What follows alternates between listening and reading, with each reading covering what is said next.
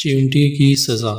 ایک دن علامہ ابن قیم رحمۃ اللہ علیہ ایک درخت کے نیچے بیٹھے ہوئے تھے کہ انہوں نے ایک چیونٹی کو دیکھا جو ایک ٹڈی کے پر کے پاس آئی اور اس کو اٹھا کر لے جانے کی کوشش کی، مگر نہیں لے جا سکی۔ کئی بار کوشش کرنے کے بعد اپنے کیمپ یعنی بل کی طرف دوڑی۔ تھوڑی ہی دیر میں وہاں سے چیونٹیوں کی ایک فوج لے کر نمودار ہوئی اور ان کو لے کر اس جگہ آ گئی جہاں پر ملا تھا۔ گویا وہ ان کو لے کر پر لے جانا چاہتی تھی۔ چیونٹیوں کے اس جگہ پہنچنے سے پہلے ہی ابن قیم نے وہ پر اٹھا لیا تو ان سب نے وہاں اس پر کو تلاش کیا، مگر نہ ملنے پر سب واپس چلے گئے، مگر ایک چیونٹی وہیں رہی اور ڈھونڈنے لگی جو شاید وہی چیونٹی تھی۔ اس دوران ابن قیم نے وہ پر دوبارہ اسی جگہ رکھ دیا۔ جبکہ اس چیونٹی کو دوبارہ وہیں پر مل گیا تو وہ ایک بار پھر دوڑ کر اپنے کیمپ یعنی بل میں چلی گئی اور پہلے کے مقابلے میں کچھ کم چیونٹیوں کو لے کر آئی۔ گویا زیادہ تر نے اس کی بات کا یقین نہیں کیا۔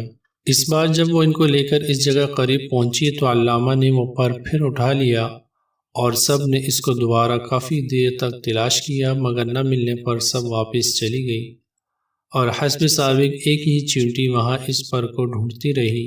اسی دوران علامہ نے ایک بار پھر وہی پر اسی جگہ رکھ دیا تو وہی چیونٹی نے اس کو ڈھونڈ لیا اور اپنے کیمپ کی طرف یعنی بل کی طرف ایک بار پھر دوڑ کر گئی، مگر اس بار کافی دیر کے بعد صرف 7 چیونٹیوں کو لے کر آئی۔ تب ابن قیم رحمۃ اللہ علیہ نے اس پر کو پھر اٹھا لیا اور چیونٹیوں نے کافی دیر تک پر کو تلاش کیا اور نہ ملنے پر غصے سے اس چیونٹی پر حملہ آور ہوئی، اس کو ٹکڑے ٹکڑے کر کے رکھ دیا۔ گویا وہ جھوٹ بولنے پر اس سے ناراض ہو گئی تھی۔ تب ابن قیم رحمۃ اللہ علیہ نے وہ پر ان چیونٹیوں کے درمیان رکھ دیا۔ جو ہی ان کو پر ملا ساری پھر اس مردہ چیونٹی کے پاس جمع ہو گئی۔ گویا وہ سب افسردہ اور شرمندہ تھی کہ انہوں نے اس بے گناہ کو قتل کیا۔ ابن قیم رحمۃ اللہ علیہ فرماتے ہیں کہ یہ سب دیکھ کر مجھے بہت افسوس ہوا اور میں نے جا کر یہ واقعہ ابو العباس ابن تیمیہ رحمۃ اللہ علیہ کو بتایا۔